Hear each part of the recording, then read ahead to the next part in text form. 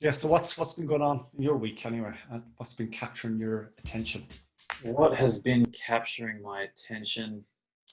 Well, I mean, the first thing is I spend way too much time thinking about US politics because there's plenty of bad shit going on here to think about. But I just find that the US politics is just so much more of a circus. It's like there's some in Australia, it's almost like politicians at least have the like decency to try and like cover up all their bullshit.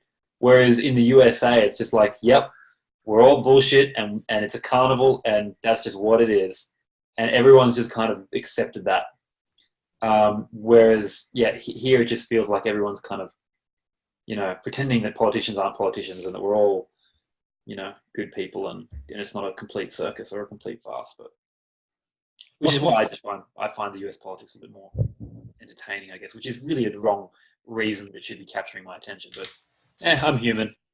Nathan? I'm going to have to scold you, Nathan. Like that's responding to all the wrong incentives, and I know. yeah, I know you feel bad about it, and we are human, but that thing of politics being entertainment and politicians being able to spin it so that entertainment trumps truth Yes.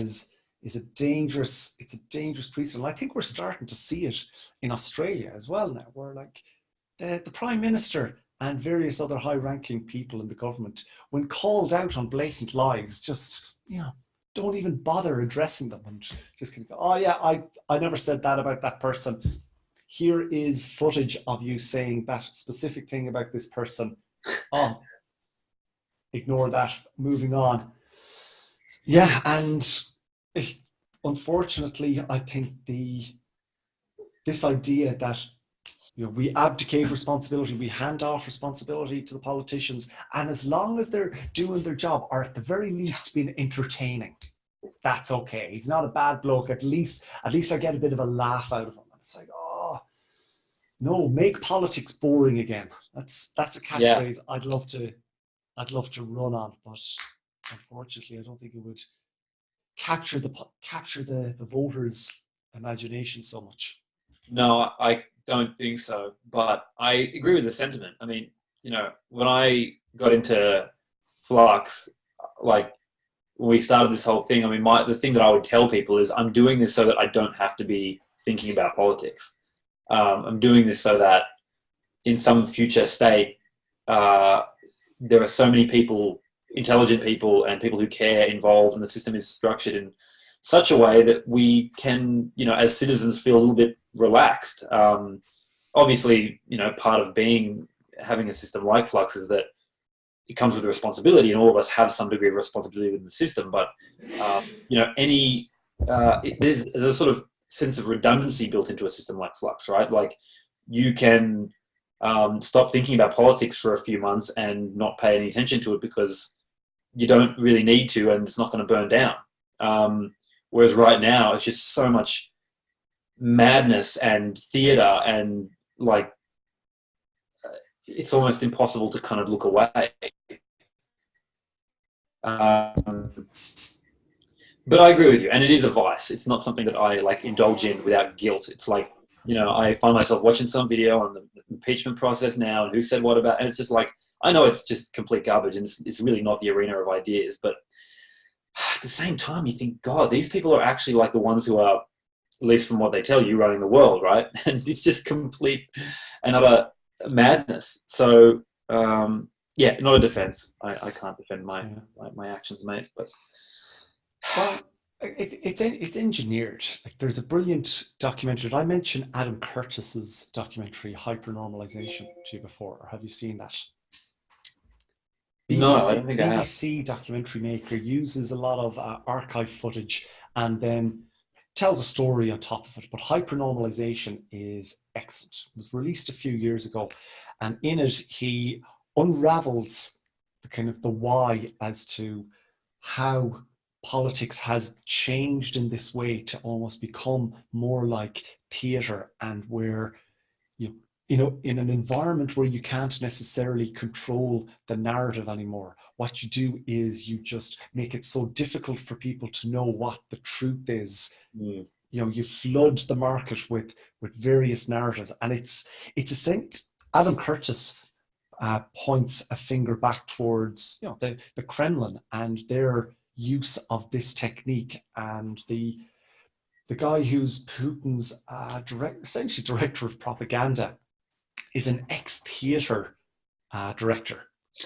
And it's from him, like it was during his era at the FSB, that this phenomenon of planting false narratives into other places to destabilize the strong narrative and the people who were getting their message out. And yeah, it just shines a light on it as an information warfare strategy. That's really interesting that you bring that up, because I just finished a book very recently called Anathem, which I forget, Neil Stevenson, the author. And it's about a lot of things, but it's a science fiction book without going into too much detail. And one of the concepts that gets explored in it is this idea that at some point in the future, it becomes so easy to, it talks about the spread of misinformation, right? And it starts off by talking about how we would, like the kinds of misinformation that we would create could be detectable by humans, right? If you've got some kind of bot writing some kind of misinformation, it can be detected by humans, but it could only really be done in very short bursts. So Twitter is a good example of that, right? You can maybe create some kind of misinformation, it's parroted, it's repeatable, and it can be spotted often by our algorithms, right? But at some point in the future, you can get to a point where you have an intelligence that's able to create not just tweets, but entire bodies of work that could be, passed as written by a human, and that essentially what happens in some distant past in this universe that's being created is that very much happens, and the entire internet becomes completely unreliable, and no real source of truth becomes almost worth anything, because you can't cite anything that can be absolutely known to have been produced that was true, because of the sheer quantity of information that was completely fabricated. And this was all done, by the way, in this story, to essentially create a market for businesses that were going to provide a new kind of internet that was going to be pure and free of all of this complete nonsense. But these systems got out of hand, and at some point they were no longer being run by humans anymore. They were just AI running on the internet and just creating new forms of information. So God help us if we get to that stage, but you can see it being plausible. So we're not far off. I think people often underestimate just how much of what we experience online is fabricated anyway.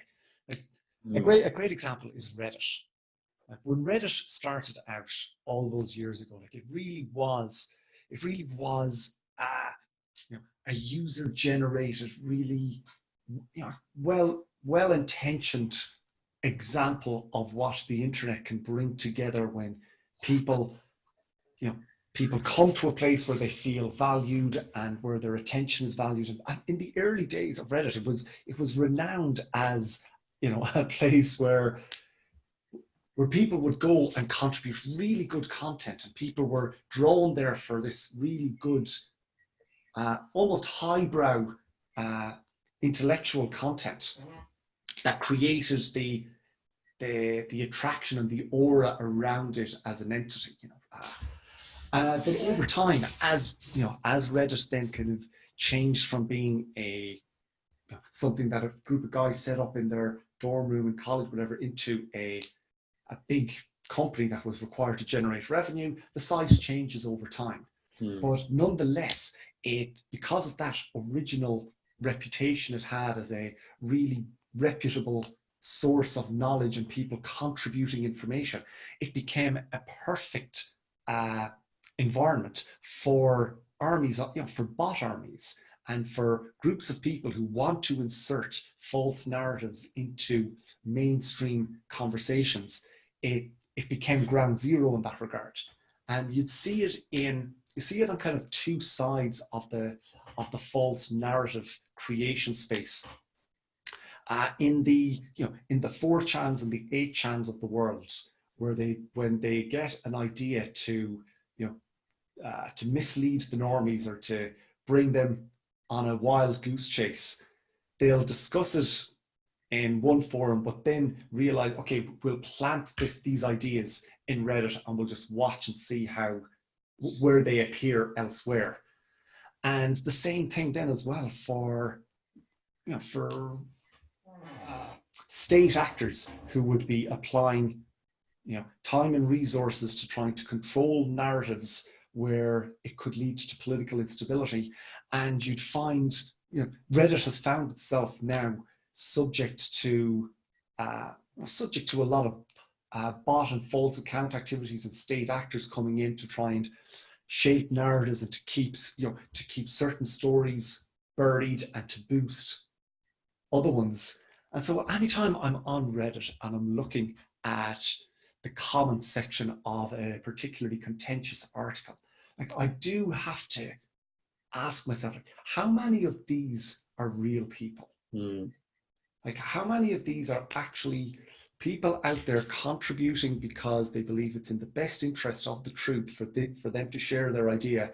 Or how many of it are people who are either operating with an alternative agenda or deliberately trying to go out and mislead? And how much of it, and also if you were to test the sort of technology that you were talking about, that you referenced earlier, the place where you'd start would be somewhere like Reddit, where there's lots of bot-like activity. That's, it's the line, like the Turing test line there on Reddit is very thin, because you could actually be chatting to a human sometimes and you go, am I chatting to a bot? And then alternatively, I'm sure there's countless times when people are chatting to bots on there thinking that they're chatting to humans. Yeah, there would have to be. There would most certainly have to be. I don't know. I mean, it's sort of one of those things where how do you sort of mitigate against these things? I mean, I guess, all of the you are not a robot, I'm not a robot kind of tests, but it's an arms race, right? Like as protections against stuff like that get better, so do the ways of overcoming it. Yeah, as you asked that, something that came into mind again was the federated server model that, like Mastadon, the decentralized Twitter service.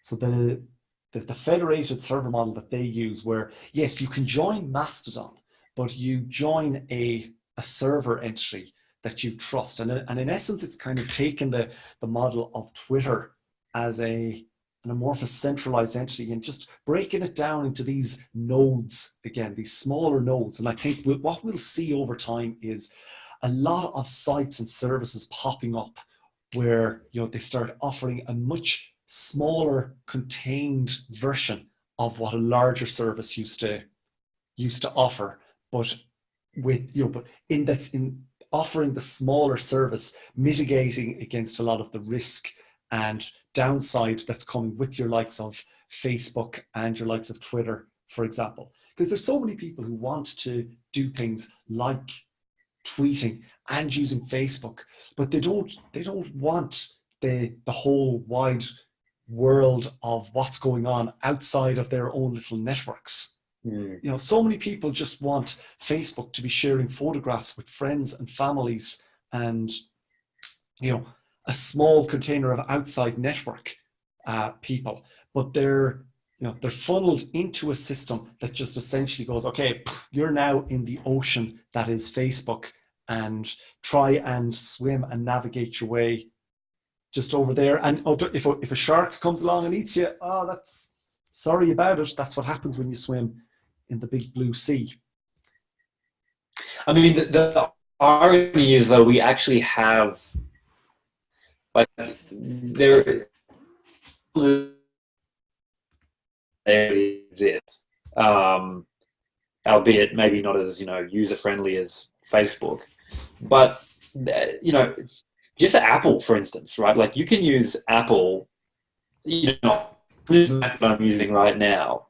The the Photos application itself can be used to share like photos, for instance, or albums with anyone else with an Apple ID really easily, and people can see that on their phones or on their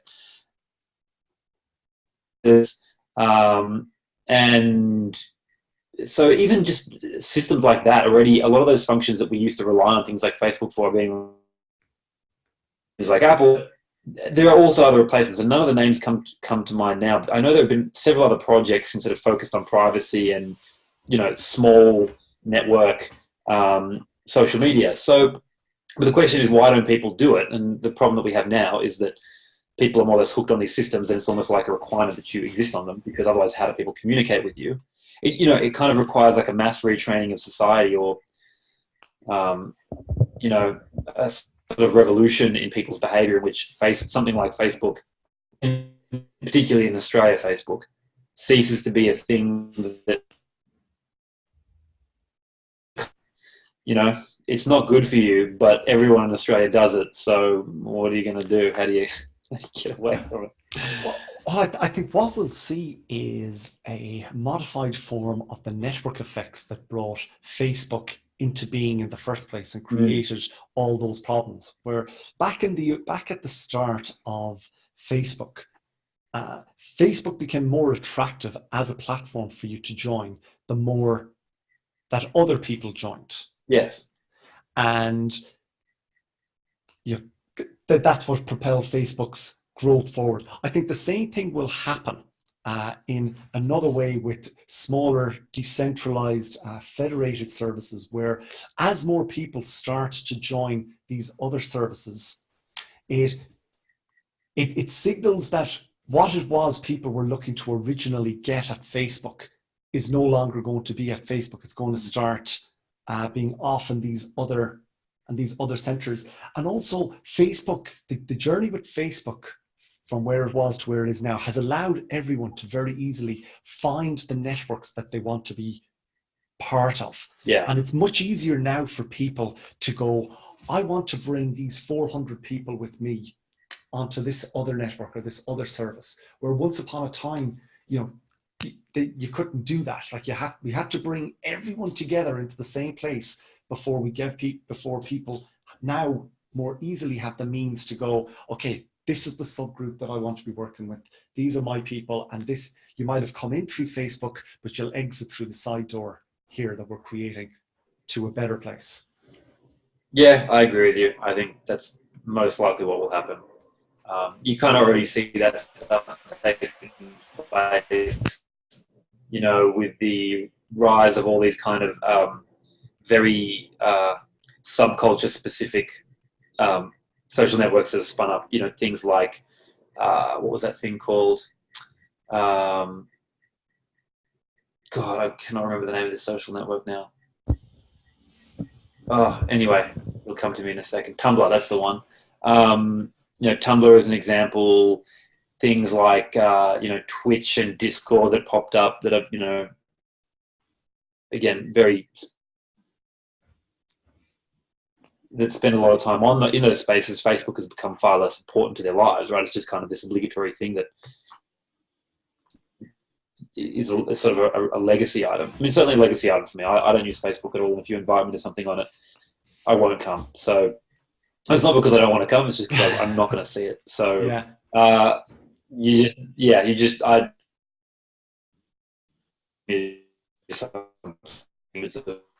Notifications. I'm fine with that. I just haven't taken the final step to just get rid of it, and the only reason for that is that a gateway to so much information about other humans, extremely valuable to have access to, that I haven't taken that step. And to be honest, I will take that step. It's just going to be a matter of wiping one account and maybe starting up a little nothing account that at least gives me access to public pages and things like that I might want to see from time to time. Yeah.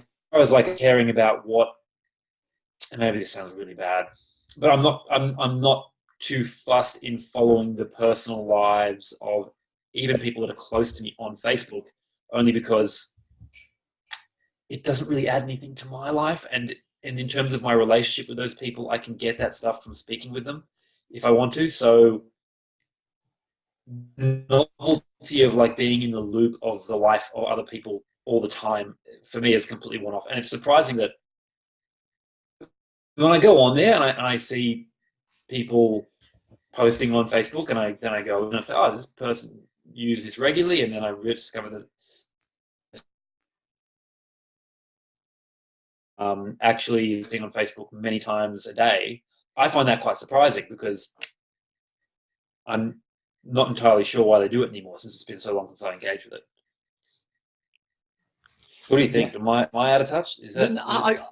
Well, I think we would be of a similar a similar mindset and opinion and perspective on what Facebook represents. So we probably wouldn't engage with it as an ecosystem and platform in the same way as other people might. But the question that I've been wondering is, I found that my Facebook feed, when I do check it, it's less interesting than it used to be. And I'm wondering, when I say less interesting, what I mean by that is, I think the general quality of what people what I observe on my experience of what people are putting out there now, there's a lot of secondhand links. I would say people just sharing things that they encountered in the news or reading the newspaper. Whereas once upon a time, I remember when Facebook was full of like statuses and people kind of like, here's my opinion on something, and here's what I think about something else, and here's some photos. Like the photo aspect, I think, has very much transitioned. Instagram has just taken the photo experience, the digital photo experience into their platform, and Facebook has just been left with kind of I suppose they try and present it as the town square, the public town square, where people are just going out there, throwing things into the mix, and quite often it's. I think the general quality seems to be dropping off, and the more that it drops off, the less that other people are incentivized to stay around, and the less that people are incentivized to stay around, the less that content creators or people who are going to contribute content to Facebook, the less likely they are to post high quality stuff. They'll just post lower quality stuff, and again, just creates this spiral. And I've been wondering if that is confined to my Facebook experience because I don't really engage with it as a platform, or is that a trend in the wider Facebook ecosystem? No, I think that is pretty common across the board. It's certainly the case for mine as well. They're sort of, a lot of the time, it seems like there are two kinds of things going on. One is some social political commentary in which most of the people agree with what's being posted, and the other one is some sort of social political commentary in which there is some shit show and people are fighting about it, and it's blowing up. And then in between that, there are the occasional photo of someone's birthday or something that happened, or someone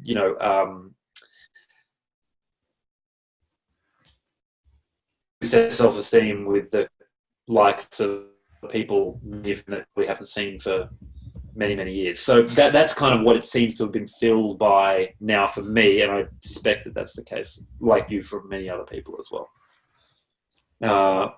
And it's just not, I mean, I think the for me, the point when I realized that it awful, and I see people, I see it on Instagram as well. Instagram in many cases is like the same kind of thing, right? And I found myself doing it, and I watch other people do it, is the like high speed swipe where you're swiping, the swiping is happening so fast. And I would just, toward the end of my use of these platforms, when I caught myself doing it, like the moment I registered how quickly I was moving, I would just comically just start to see how quickly I could just flick just flying, because it just like there's nothing. You could scroll for hours and it's just the same endless feed of mostly low quality content, and you realize the only reason I am doing this right now is because there are little hooks in my brain that tell me that, well, if the screen I'm on right now isn't very good, if I just flick it again, there'll be some good thing that will be coming up. And then as time goes on, even though the quality of the content is decreasing, that little hook, even though it causes you to search harder and faster, trying to find some little shred of something good, and it just keeps bringing you back to it until you realize it's not going to get any better. Yeah, I think it'll be interesting to see in whatever 20, 30 years time when the class action case is brought against, or when the guy who invented infinite scroll at Twitter, when I think he has actually made a public apology. I won't say a public apology, but he has, he has put forward a perspective where he recognizes that they didn't really think about the consequences of what they were building at the time, and like the effect that something like that would have. Yeah, no, I mean it's poison, it's cancer, and the thing is, yeah, this is where the idea of, I mean, for me personally, regulation and freedom and where we kind of sit and where I think about these things, when I look at stuff like Facebook, it very much calls into question these kinds of ideas, right? Like, there are ways you can design systems to prey on the fact that we are biological creatures with evolutionary hooks that can be taken advantage of, and that while yes, we are free thinking and rational, and we can rationalize our way out of doing certain habits, that's not always easy, and especially for human beings who live in difficult circumstances and have complex lives, and maybe don't have. I mean, you're familiar with the I forget what the name of the phenomena is, but we can only make so many choices in a day, right? Like at some point we have choice fatigue. I mean, there's a name for it, maybe you're going to call it, but like if your life is already difficult and challenging, you're faced with many choices, and by the time you get to the end of the day, you really not in a position to be able to stop yourself from maybe making certain bad habit choices. If you then find yourself sitting in front of Facebook, I mean, you literally sit there for like an hour doing something that is complete and utter waste of your life, but because those hooks are just so strong and you've expended all of your your choice points for the day, maybe you just can't pull yourself out of it. So it is a question of like, how do we as a society start to think about these things and ask ourselves, well, does there need to be some consideration for, same question as should we be regulating cigarettes? It really comes down to that. Yeah. Yeah, hard question to answer. It is, and without a time machine, but we will see further down the line. I think we are starting to see the consequences of when you allow this space, when you allow free markets to run riot. Like sometimes you do get outcomes that we might not have thought about, and now we need to ask ourselves, okay, what set of incentives how do we want to reorientate these incentives to get us back to a place where it's more balanced and it actually works for the businesses and the consumers, because the way that Facebook is going at the moment won't work for Facebook in the long term. If people end up leaving it in droves for other platforms, Facebook will have to find themselves a new business model, which they are currently doing and exploring. But it will change things for everybody in a way that only the market, only the hidden hand of the market knows at the moment how it will end up. But I think as long as we stop along the way every now and again and figure out, okay, is this what we want? Everyone, is this what we want? No? What we want over there? Okay, what do we need to do to orientate towards over there where it'll work better for everyone? And I think that's the moment, that's the place we're in at the moment with regards to our relationship with the tech platforms. And we'll see, you've probably seen it in America, like with Elizabeth Warren's talk of breaking up Facebook and Google, breaking up the big tech companies into smaller entities. And she will no doubt encounter a lot of resistance from the true free market advocates. But what's your take on that? Do you think that there is a point at which the likes of the government in the United States should be stepping in and saying, hey, Google, hey, Facebook, things have been okay. Things have been okay up to now, but we don't like how things are projecting into the future. You're starting to exert a bit too much influence for our liking. It's time for us to. Yeah, I mean, it's a very interesting question, and I mean, I'm apprehensive to give too hard an opinion another way because I really don't know about what the consequences would be, right? Like, I mean, on one hand, it's kind of the fact that Google has all of these things in one place that make it such a valuable company and such a good thing, and that brings so much utility to so many people.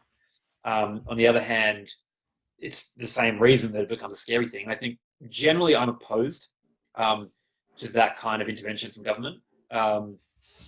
But I think where I would probably, if I was going to cross the aisle, it would be around the control of information and the control of assets upon which, or platforms upon which, human ideas are being shared, and access to those ideas becomes important. And I mean, deplatforming is one thing, right? Like, where if you have a political idea that doesn't gel with, perhaps the hosts of, or the controllers of one particular platform, you can essentially be removed from that platform. And if that platform is Facebook or Twitter, or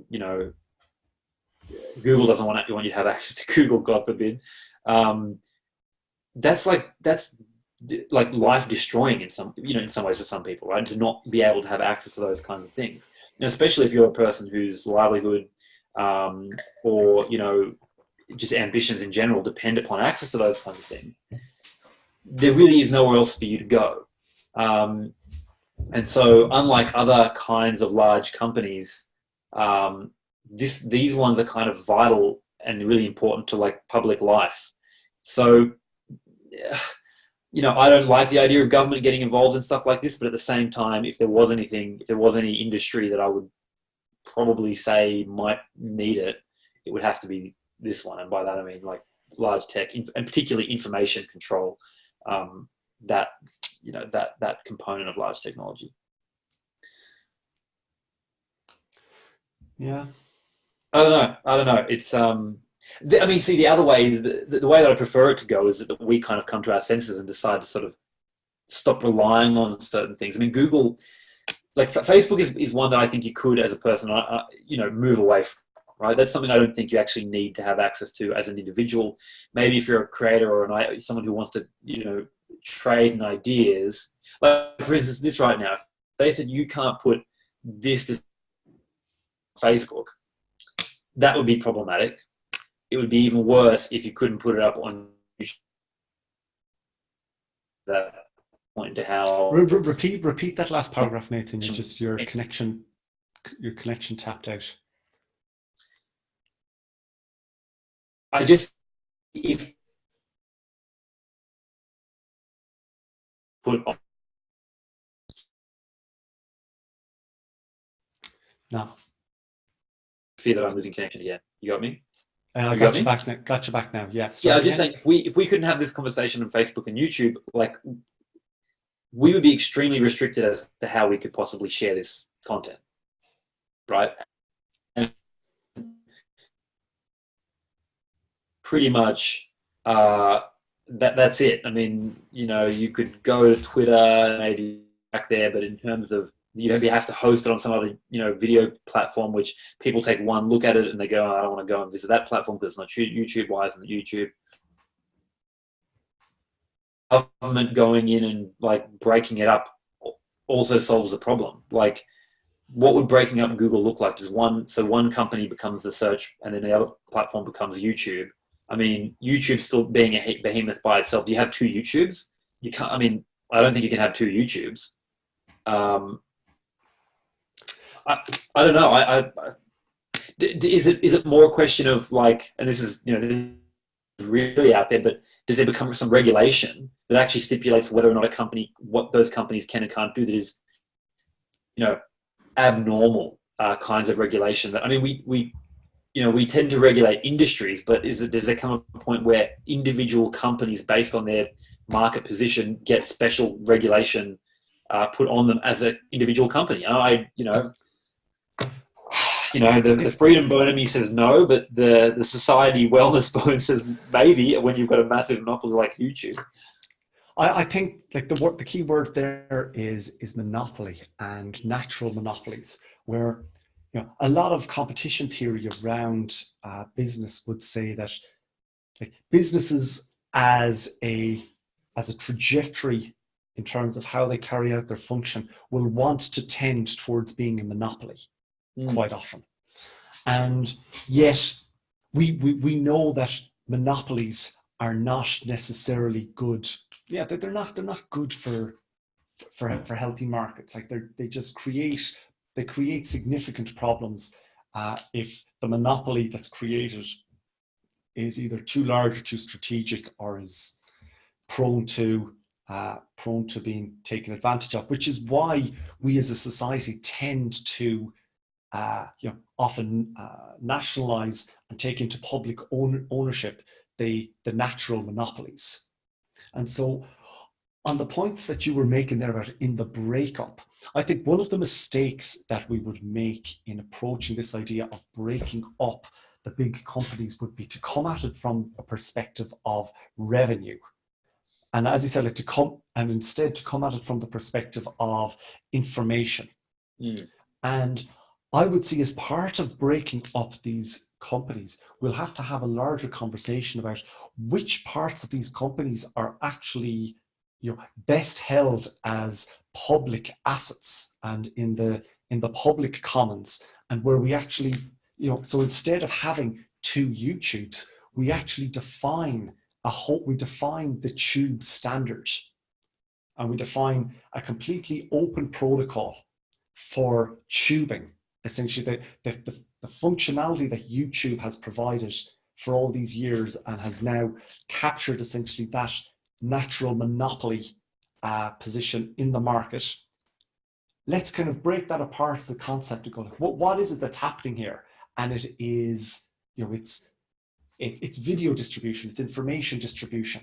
And we might have to ask ourselves, well, is this a function that we want to ensure doesn't get centralized? And like this is where the free market person in me would go, like, I see how we can re-engineer the markets for even more freedom. And so it's not necessarily that coming in, like someone might make the argument that coming in and breaking up an existing functioning company is anti-free market. And I would say, okay, yes, it is up to a point, but what if in doing that, we actually we take that function, that natural monopoly, we put it in public ownership and create a whole new ecosystem and market here for essentially for end users to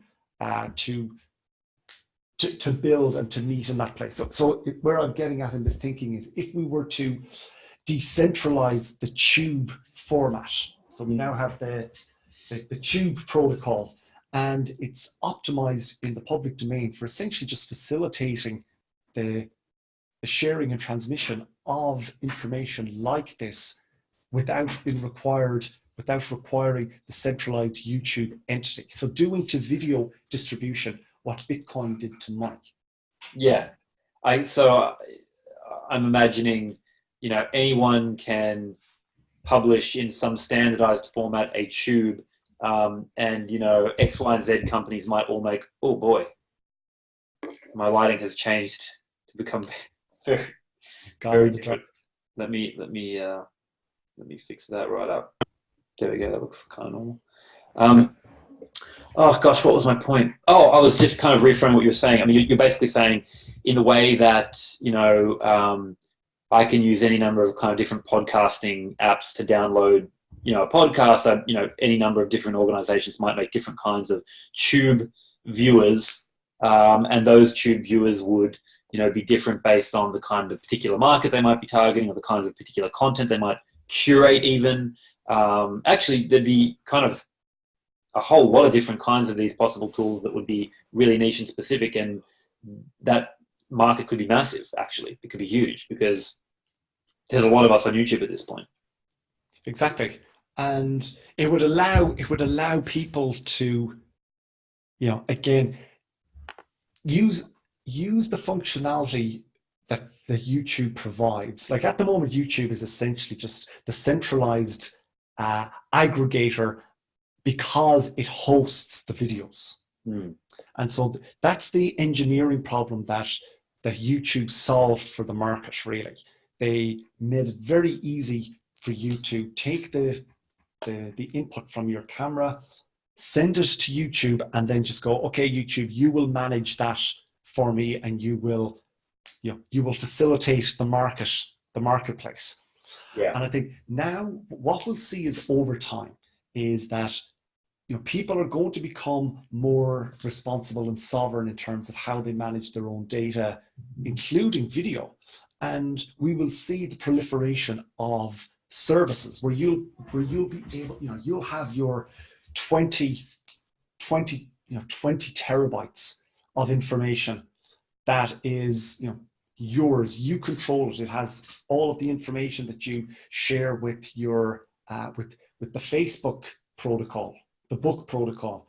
It allows you to plug into the Tube protocol. It allows you to manage your emails. And what could happen is that service providers will come along and say, we will now become the new market aggregators. Now that you, the users, have taken control and are managing your own data and the hosting of your own content, we'll provide the market services in connecting you to the market and in creating the market aggregators that point to you. And essentially just kind of like decoupling the Facebook news feed functionality and the YouTube home screen functionality, decoupling that from the hosting, which is how they created their natural monopoly in the first place. Yeah, I mean, if the whole surge of the thing that Bitcoin not necessarily started but certainly took to the next level leads us to a place like that, that would make me a very happy person, because that's very much in line with my personal philosophy. Sovereignty of your own information, I think, is something really important. It's finally starting to be really recognized by people and by governments as well. I mean, to some degree, GDPR is kind of like a something that acknowledges that. So I can see it happening. I don't think I can see it happening soonish. But if we keep moving in that direction, I mean, we have to keep moving in that direction, right? I mean, it's sort of with the power that these platforms have, and as it grows and it becomes more publicized and more enters the zeitgeist, I think it's really, you're probably right, mate. It probably is a matter of time. Yeah, it's still some significant engineering problems to solve there. Like the decentralized storage is still very much in its early days. It's gotten pretty good though. No, how much do you know about IPFS, for instance? Are you familiar with that? I'm familiar, but I'm not in the weeds. I'm not sure how good it is. I'm aware of the concept. You should definitely hit Max up at some point and pluck his brain about it, because he's very familiar with it. In terms of the stuff that underpins the work we did at Secure Vote, relies heavily on that kind of that technology. Yeah. So it's getting better, and I think from that point of view, like I don't see that as being the main challenge actually as much. I think it's far more the question of adoption and people actually seeing that as a viable alternative. And the network effects, like you said, because if you don't have the network effects, no one's going to be on it. Well, yeah, exactly. But as I say to people, over the next few years, we're going to see there will be bigger hacks. Like the consequences of the way that we've created the infrastructure upon which we have now, plugged our society into. We will see a large scale like there will inevitably be something that happens at some point in time that makes us question the way that we've done this. And we haven't had, there's been a few of those instances in America, like the Equifax hack, where essentially every social security, every person with the social security number in the United States who'd ever done a credit check, their Yeah, details were compromised. Like that is a shocking state of affairs. And it's, if that's not a wake-up call to the fact that, you know, there is risk inherent in the system, I don't know what is. But as I say, it will take a few of these incidents where over time people will go, okay, it is worth me paying the extra money for this better service that prioritizes privacy or security and storage. And we're starting to see it now where, you know, even like a place where I'm a bit of an advocate for this is in the email space, where I always remind people that if you're getting your email service for free, it's because, you know, you're not the customer, then you're the content, you are the product.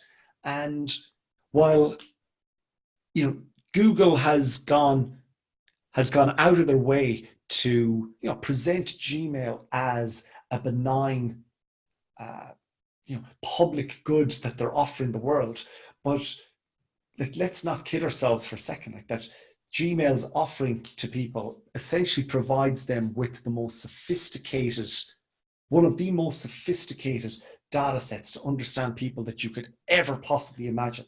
Because I know for me, like my email contains my life in terms of, you know, anything that I set up or create, or that I buy or do or go, or people I contact and communicate with, it's all through my email. Yeah. And so I've taken the steps in recent years to slowly start, you know, walking backwards out of the Gmail and Google environment and start transitioning over to, you know, services that I know are orientated towards protecting your data. Because, and you know, they demonstrate that very simply by going, hey, it's going to cost you this much money every month or every year for this email service. And I go, for me, I think that's something worth paying for now. Ultimately, I see the email standard being modified. I think we'll take another leap forward in how we manage email, or whatever will be the closest thing that comes after, where everyone will start taking control of their own email servers. Yeah.